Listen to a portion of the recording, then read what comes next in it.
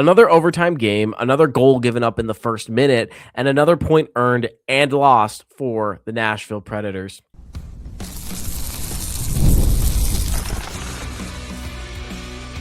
You're Locked On Predators, your daily podcast on the Nashville Predators, part of the Locked On Podcast Network, your team every day. Well, hello, everybody, and welcome to another episode of the Locked On Predators podcast, part of the Locked On Podcast Network, now the #1 sports podcast network. Thank you for making us your first stop of the day. We are your free daily Nashville Predators podcast. I want to start off by shouting out all of our Locked On Predators podcast community and our everydayers who tune in to chat all things Preds every day. Today's episode is brought to you by FanDuel. It's the last call for football on FanDuel. If you're a new customer, bet just $5 to get $200 in bonus bets if you win. My name is Jack Williams, and I am the Nashville Predators beat writer for the Hockey News. And correct me if you've heard this one before. A 3-2 loss in overtime where the Predators are giving up a goal less than a minute into the overtime period, and it's scored by a European skater. You know what? Let's go one further. The skater was not from the big three nations in Europe. They weren't from Finland, Sweden, or Russia. I'm not talking about the Boston game, which saw David Pastrnak score 15 seconds into overtime, and he is from Czechia in a 3-2 loss that happened on Tuesday. I'm talking about what happened here on Thursday, yesterday for you guys. A 3-2 loss in New Jersey against the Devils, and a goal scored 42 seconds into overtime against Nico Hershiser, who is from Switzerland. Just unbelievable the way things happen here, y'all. Just it's one of those seasons, one of those things. Y'all can tell me if these types of things happen are coincidental or just repetitive and just the same kind of rhythm and pattern of stuff over and over and over again. But Nico Hershiser scores the overtime winner in this. What had happened was Forsberg went behind the net, tried to send a Ryan O'Reilly out in front in the low slot, but the puck was intercepted right in front of the goaltender. That allowed Mercer, who was the defender at the time, to get an easy breakout pass to Nico Hershiser on the left side.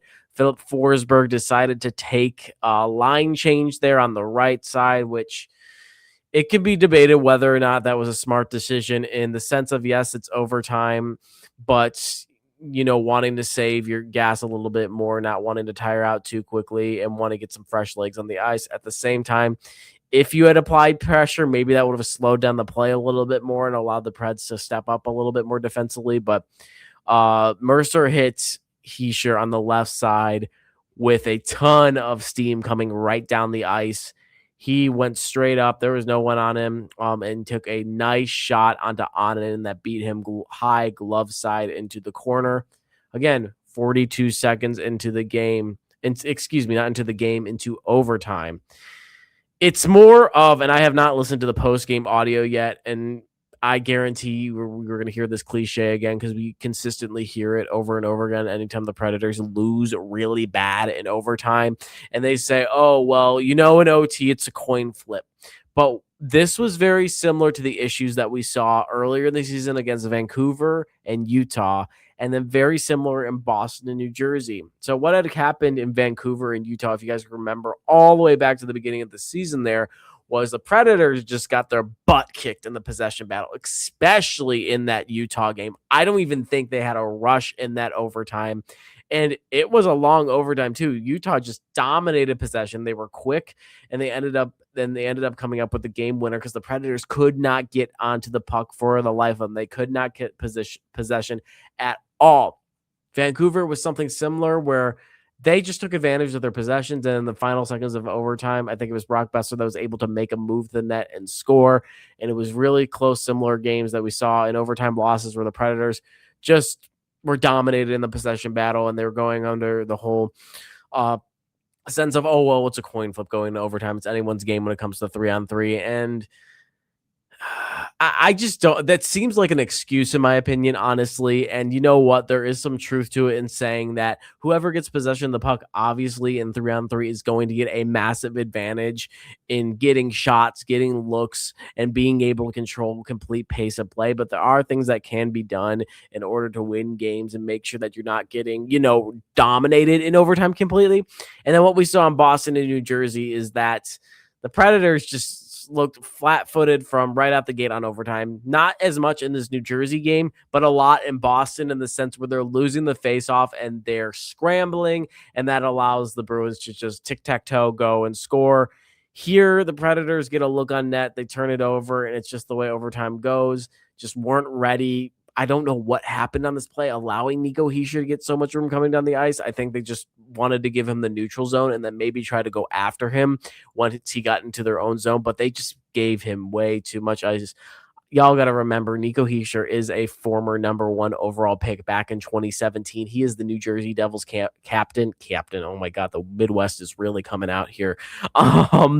But that's important to understand completely, and that this guy's going to burn you no matter what. And he might not be the biggest name in the NHL or one of the big names that are known households all over the world, but he's going to burn you, and you can't give him that much room coming down the ice as well.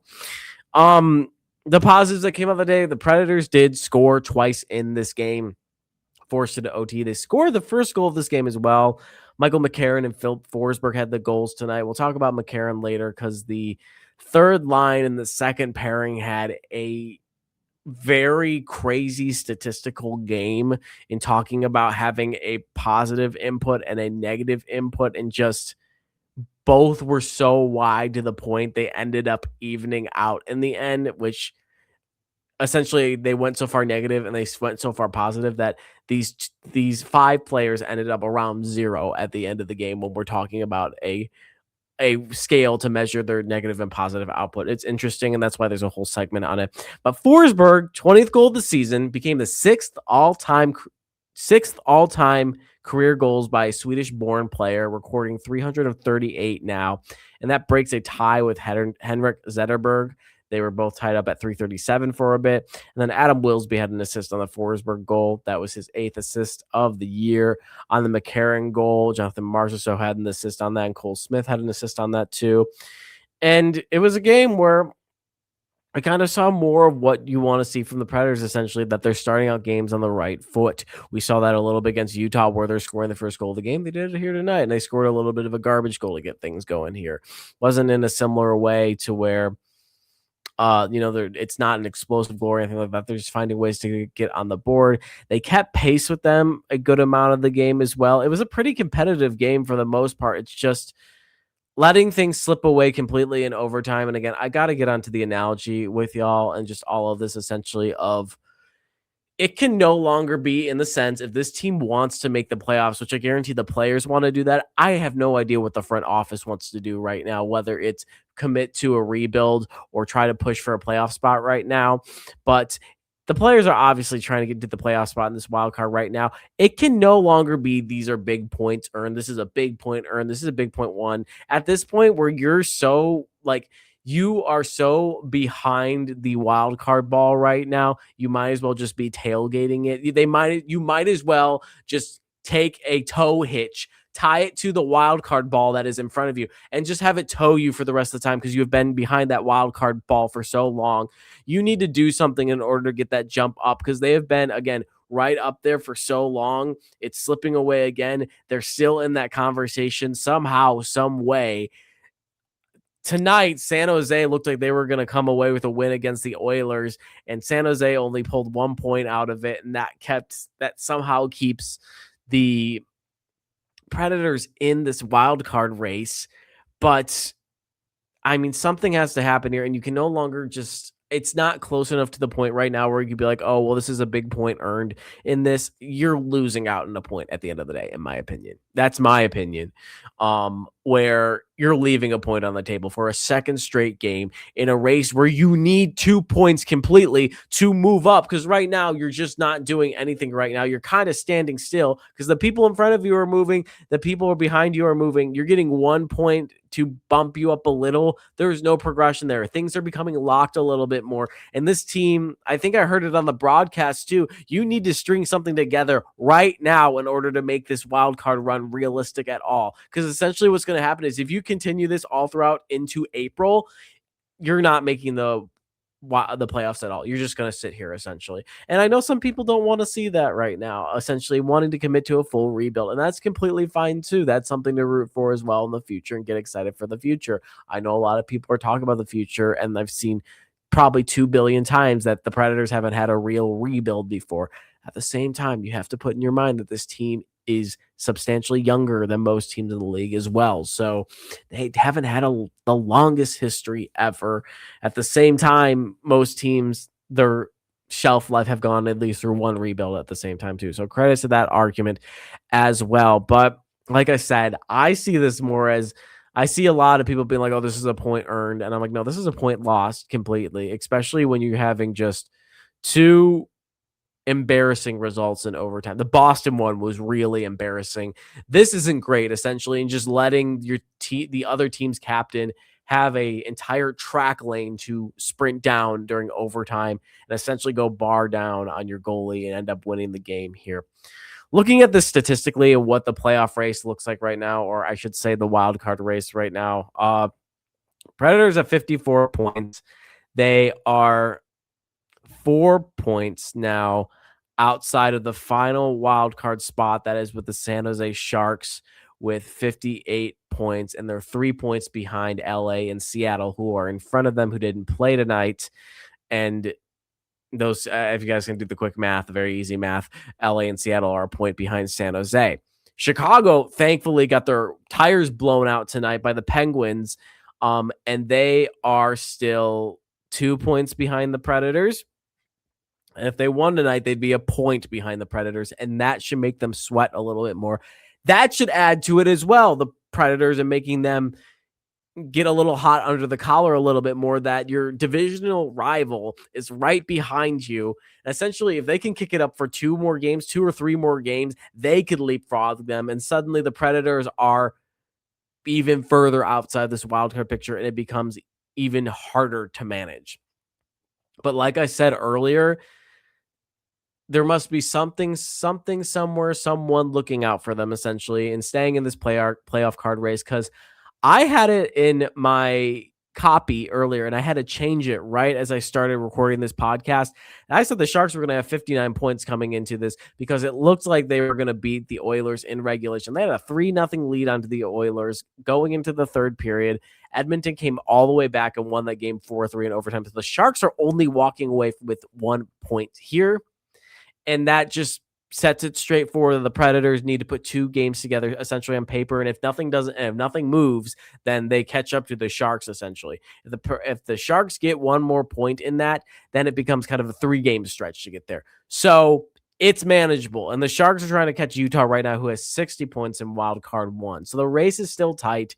And that loss there, not the New Jersey one going into the overtime, that loss by the Sharks there gives the Predators the edge. It's nothing the Predators did tonight. It's what the Sharks did tonight, essentially. Because again, like I said, the Predators are moving like this. Everyone else is moving like this. They're taking steps forward. The Predators are moving by inches. Everyone else is moving by feet. They're moving by inches, essentially. Again, this is, in my opinion, this is a point that's not earned. It's a point lost. It's essentially. They need to just stop. They can't keep leaving it on the table. Again, if the mentality of this group is to make the playoffs, they are leaving it on the table completely. They cannot keep doing that right now. And maybe they're close too. Maybe that's the point to take away from this overtime result, and these 2 overtime results, is that they are close right now and that they are on the brink of making some big tear. They are right there, but these past 2 games, they haven't been able to get it. So maybe they're close. Maybe they're not. At the end of the day, you're leaving a point on the table. You need to get that. 1 more game in this road trip. They are playing the New York Islanders on Saturday. I have that as in Thursday in my notes. I don't know why I wrote that. It is on Saturday. I can tell you that for a fact. The last time they played the New York Islanders was a 2-1 shootout win in Nashville on January 8th, which feels like eons ago. That was when the Predators were winning just about everything.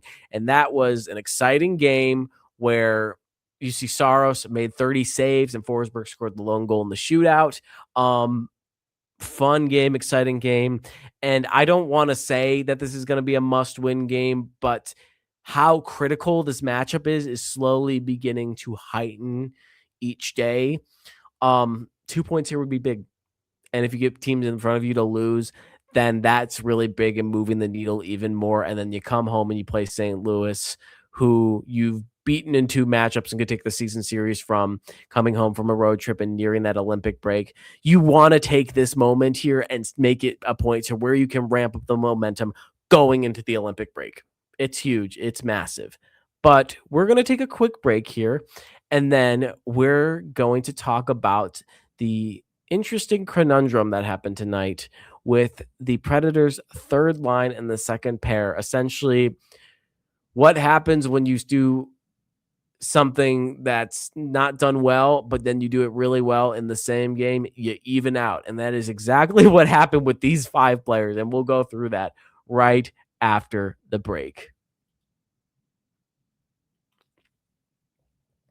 It's the last call for football on FanDuel. One final Sunday, one last kickoff, the final chance to get in on the action before the NFL season officially comes to a close. This is Super Bowl 60, and FanDuel is making sure you're right in the middle of it with a special offer just in time for the big game this year. Whether you're backing the favorite, riding with the underdog, or building one last same game parlay, this is the game everyone's been waiting for. This is where predictions turn into plays, stats turn into storylines, and every snap feels bigger. It's the perfect way to cap off the season and make the Super Bowl even more exciting from kickoff to the final whistle. If you're a new customer, just bet $5 and get $200 in bonus bets if you win. Make it count, because after the Super Bowl, the season is over. Last call for football on FanDuel, an official sportsbook partner of Super Bowl 60. Visit FanDuel.com and get started. So there's this wonderful website, and I'm going to pull it up on Twitter just to make sure I get the credit right for y'all, because they deserve it. And they put together these fun cards every game. I retweeted it, so that will be easier to put up. They're called Hockey Stat Cards. That's the name of the site. And after every game, they do kind of a game score breakdown and a negative output, positive output. They do every game. I don't know if this is going to show up. You can kind of see it here on the broadcast. You can also go to my Twitter. I put up the graphic here essentially. And what they do is they label the production, play, drive, special teams, and the blue is the positive, where you're on the ice and you're scoring, or you're limiting a goal, or you're drawing a penalty, or you're helping out the power play, and all good stuff like that. And then, of course, it's the other side of it, where you're taking a penalty, you're giving up a goal, essentially, and that equates to the negative side of things. Watching this game tonight, I kind of sat there and was watching some of these guys and essentially was saying, I saw it specifically with Cole Smith, to where he had an assist tonight, and then he was in and out of the box, and then he was on the ice for the goal. And I said, man, his impact chart is going to look crazy tonight. And sure enough, it popped up, and himself, Michael McCarron, Jonathan Marchessault, and then even more so, Adam Wilsby and Nick Perbix had the most insane impact charts I have seen, to where the blue bar was going all the way this way and the red bar was going all the way this way, which means they had an extreme positive impact and they had an extreme negative impact. And that was for all 5 of these guys on the third line, and the second pair. I had this further in my notes, but I'll read it now. Their output, and again, if you're having, let me read the key here for y'all just to understand this. A 1.31 to 0.800 is an A, and these are like school grades essentially. 0.16 to 1.31 is a B. Negative 0.92 to 0.16 is a C. Negative 2.72 to negative 9.2 is a D, and then negative 2.72 to negative 8.27 is an F. An average grade's a C. So Jonathan Marchessault, who was put on to that third line today, he graded out at 0.31. That is a C. Michael McCarron graded out at 0.04. 0.04. So that's a B. Cole Smith graded out at minus 0.65. That's a C. Adam Wilsby graded out at 0.1, which is a B. And then Nick Perbix graded out at 0.92, which is a B as well. Now, that's not bad at all, but considering Wilsby had an assist and Wilsby and Perbix were on the ice for goals, all of these guys were on the ice for goals, and then in a 2-2 game, you would think they would have a larger positive output in this game than considering hanging around the average at 0, which is just, it's interesting to me, especially if you're part of a scoring and you're a guy that scored. I mean, McCarron scored tonight, and he's grading out right around, as I said, 0.4. He grades out at a B. You would think it would be even higher, or at least be pushing 1. But I kind of broke it down a little bit more and wanted to talk about their impact, essentially. So the positive and then the negative. Excuse me. The positive, McCarron scored the first goal of the game. It was from Marchessault and Smith. So they all got points on this. Marchessault and Smith got assists on this play. This is a goal to where it was kind of like a net mouth goal. They just kept jamming at the puck of the net, and it went in. And then on the second goal, Wilsby and Perbix were on the ice, and Wilsby got an assist on the one-timer feed to Forsberg. So essentially, all these guys that I listed had points tonight. So if anything, that's the positive output there. And if you left the game there, they would have some really nice positive grades, maybe pushing A's essentially.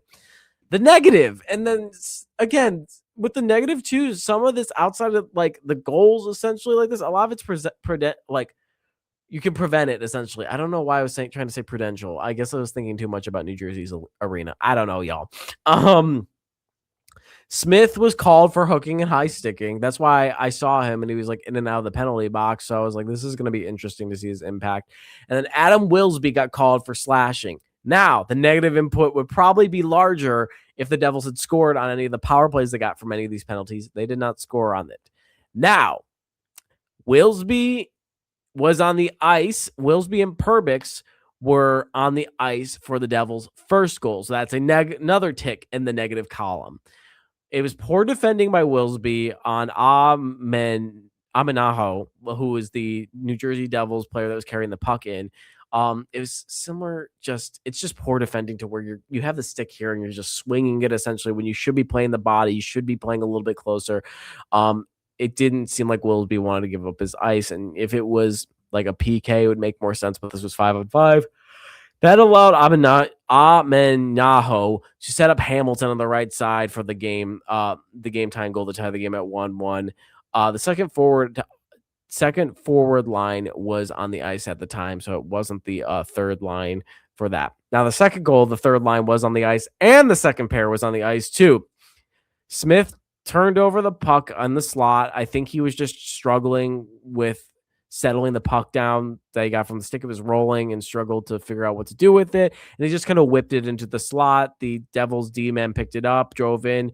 Jesper Bratt was behind the defense, lower into the zone. The defense and everybody for the Predators just pinched too high. So Jesper Bratt, whoever had the puck at the time, moved it down to Jesper Bratt, who was like right in front of the net, that caught all the Predators skaters blindside, that allowed Bratt to score 1-on-1 to tie the game. And there's the negative output there. So again, it's strange just to where you have all this good and all this bad, and then it meets right in the middle. But then you have 5 guys that stick right in the middle with all of this. Now, saying all of this, I think the big thing is like Jack why are you saying this? What's the big thing to take away from all of this? Essentially, it's important, especially the trade deadline coming up. In my opinion, all these guys are bait to get traded, except for maybe Jonathan Marchessault, who has a no trade clause. But essentially, you could go under the hypothetical and be like, oh, well, maybe he could be convinced to leave, essentially. But all these guys are on the block. They have, except for Marchessault. I think a lot of them have McCarron, Smith, and Wilsby, I believe, have contracts that are expiring soon. Perbix has not been playing well, so essentially they might be looking into putting him on the market and traded him. And again, Marchessault has been better as of late, but just not meeting up anywhere to where he was expected to be when he arrived on this team. So you're showing positive improvement here, but then again, at the other side of things, you're showing just similar habits, especially from Cole Smith to where you're in and out of the box. I think McCarron, who graded out at 0.4, in my opinion, had the best game. On paper, it says Wilsby did at 0.1, but McCarron getting the goal. He's a little bit more involved tonight. He wasn't in the box, so I mean, I think he got more involved, and I think he had the best out of everybody as well. Marchessault was okay. Wilsby, I don't know why he was so high, essentially taking a slashing penalty. He did set up the assist there, but like at the end of the day, it's about these guys wanting to show that they're valuable to stay to the team and not something that the Predators want to get rid of as well. And it's also interesting too, Marchessault being in this pairing now. Is this something that's going to stick? Is this the prove it to me line essentially? But it will be interesting to see if this combo continues, especially with some personnel changes on the roster, which we will talk about in the next segment. But before we get onto the next segment, I want to talk to you guys about, you know what I'm about to say. How did they get rid of it? There used to be like a little Everyday Club banner that I put. Oh, nope, it's here. Yeah, there's the Everyday Club banner. So thank you for making Locked On Predators your first listen of the day, and thank you for making Locked On the #1 sports podcast network. You already live your team every day. Now take it up a level and go ad-free. Join the Everyday Club today and get Locked On Predators with no interruptions, members-only Discord access, and more. All for just $5 a month or $50 a year. Go to lockedonpredators.supercast.com or check the link in the show notes to learn more. When we come back, final segment, as you can see, Fedor Svechkov is no longer in Nashville. He is down in the minors right now. And what many agreed is a long overdue move down to Milwaukee and sending him to the minors. But we're going to take a quick break here. Excuse me. And we will then get into Fedor Svechkov and what's going on with him and potentially guys that could come up. Maybe so, maybe not. I don't know. We'll talk about it coming up after the break. New year, new systems. This is the time of year where a lot of us look at the messier parts of how we run our businesses and think there has to be a better way. And there is. Streamlining your communications is one of the quickest upgrades you can make. That's why today's episode is brought to you by Quo, spelled Quo, the smarter way to run your business communications. Because when your team is reachable, organized, and communicating in one place, you're not just working cleaner, you're creating more opportunities to connect with customers. I love how simple Quo makes everything. Your whole team can call and text from one shared business number, so nothing gets missed. Everyone sees the full conversation thread, which makes replies faster and more personal. It works right from your phone or computer, and you can even keep your existing number. And Quo's smart AI tools automatically log calls, summarize conversations, and highlight next steps, so details never slip through the cracks. It's no surprise that Quo is the #1 rated business phone system on G2, trusted by more than 90,000 businesses, from solo operators to growing teams. Make this the year where no opportunity and no customer slips away. Try Quo for free, plus get 20% off your first 6 months when you go to quo.com/lockedonnhl. That's QUO.com/lockedonnhl. Quo, no missed calls, no missed customers. So as you've seen from the little banner over here, Fedor Svechkov is in Milwaukee, which has felt like something that should have happened a month ago, essentially. And it's just to be as positive as possible on this. He's a young guy. And I think the Predators just put a lot of pressure on him coming into this year, had his expectations a little high, and it just didn't pan out. And he's young. He's still just 22 years old, and he just needs to do some more developing down in Milwaukee, essentially. It's more so on the Predators for how long he stayed up there. And the next question that comes in was, if he was healthy, would he still be in Nashville? Because the big thing essentially was he got injured against the Bruins on Tuesday, left that game early, was ruled day-to-day with an upper body injury, and then on Thursday it was announced he was assigned to Milwaukee. My whole thing, again, with the long overdue thing, was this felt like it was being strung on forever. He's recorded just 9 points in 49 games this season. That is 2 goals and 7 assists. Over his last 14 games, he's failed to record a point, and he's been scratched twice. Over the last 14 games, looking at it on paper, that's the entire month of January. And again, I think he was just put into a high pressure role. There wasn't a lot of understanding, I think, of where his development is or what it was right now. Essentially, if he was ready to take on a full-time NHL roster role. Again, Nashville has a ton of young guys and young talent in the system, and it's all being ready and waging if these guys are ready to go yet. And if they aren't, just running through them, swinging through them, and seeing who's going to fit right now. They just sat on Fedor Svechkov for way too long here, and that's not his fault at all. 49 games for 9 points as a center on this team is just, he should have been sent down back in December. It wasn't working, and it just felt like the Predators were kind of forcing it a little bit more. And you know what? It's really good for him that he gets to go down to Milwaukee and do this, because essentially what goes through the mind of Barry Trotz, or at least what I think, we don't have telekinesis or anything, so I don't know what's going on in his mind, but essentially he's injured, or at least it's day-to-day. So assumably, if it's day-to-day, he's going to be coming back soon. Get him down to Milwaukee. Isn't going to sit for 2 weeks and stay cold. Going to get down to Milwaukee, be able to tear it up in Milwaukee, really find his game, really find a flow, get comfortable with a team where he can essentially score more and set up more plays and be a really good guy on that team, and then get your second run in Nashville. That's the idea with it. But again, this should have happened like a month ago. This shouldn't have happened now, and an injury really shouldn't have forced it.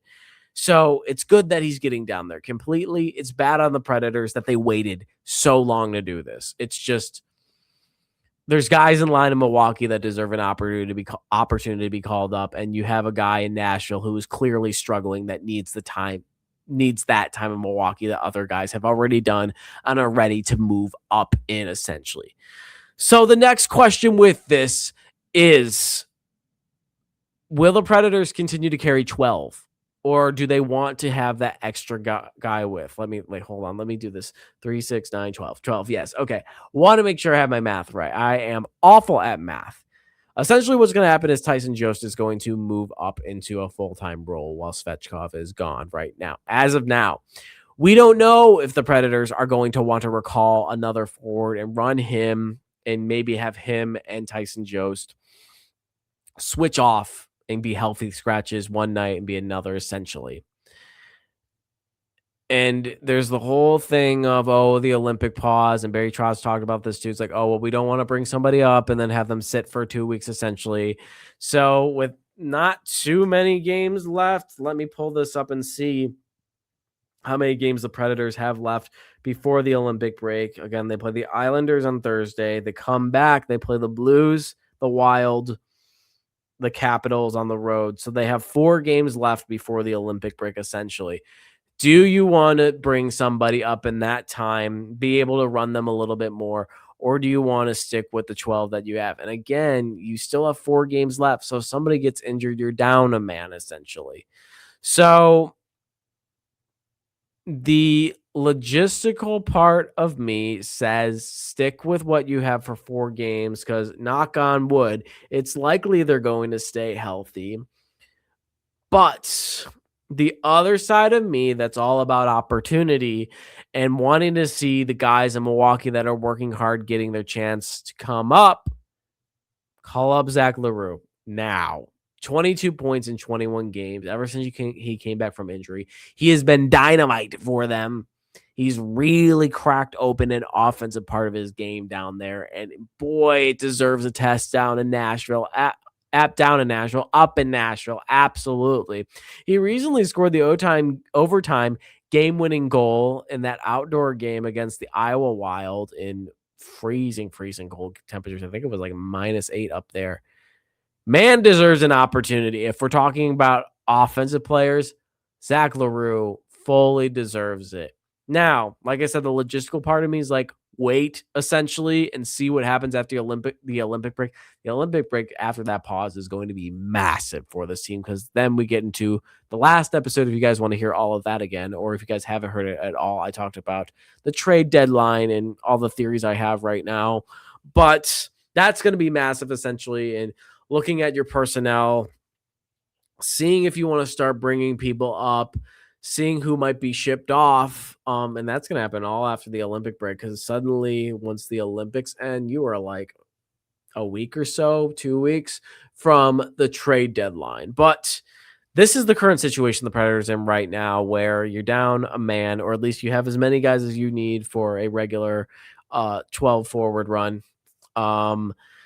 If you want an extra, Zach LaRue is right there. But currently, like I said, there's 4 games left before the Olympic break. Maybe you just want to ride out your luck until then.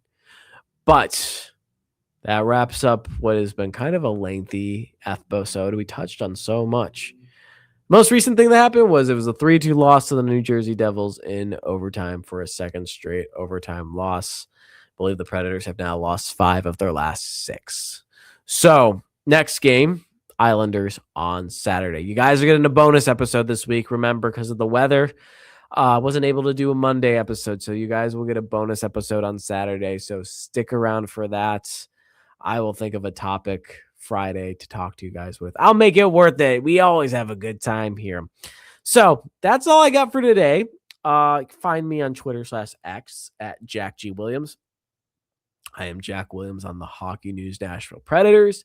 You can find us on Twitter at LO_Predators, and then Facebook, Instagram. We are just Locked On Predators. We're all Locked On Predators all the time. Then again, if you guys are interested, our Everydayers Club, ad-free audio, members-only Discord access, and more, all built for our most loyal fans. But that's all I got. I hope you guys enjoy your night. I hope you guys are thawing out. I hope everybody is slowly getting their heat back, slowly getting their water back. Hopefully life is finally coming back to normal a little bit from this ice storm and all this winter weather we had. It's still cold out, so stay warm. And if you guys are still dealing with no electricity, no water, and stuff like that, I hope I could provide some sort of escape for y'all over this last half hour or so. Again, I'm very appreciative of you guys, very thankful for you guys, and enjoy these conversations I have. Love hosting this show, and I will see you on another episode. See you tomorrow on another episode of the Locked On Predators podcast.